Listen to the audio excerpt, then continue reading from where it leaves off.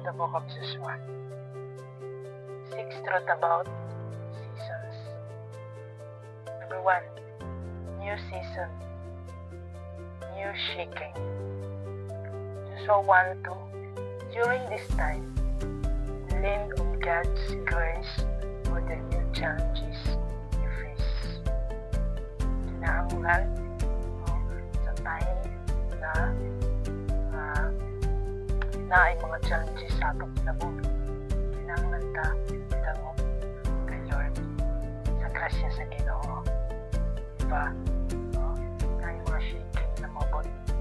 Na yung mga wala ta kabalo nga ang hitabo. Shake di ay ta.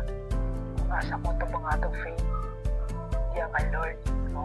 So, ang time nga wala ta kabalo kung kaya ba nato, doon lang, ampo lang sa Ginoo.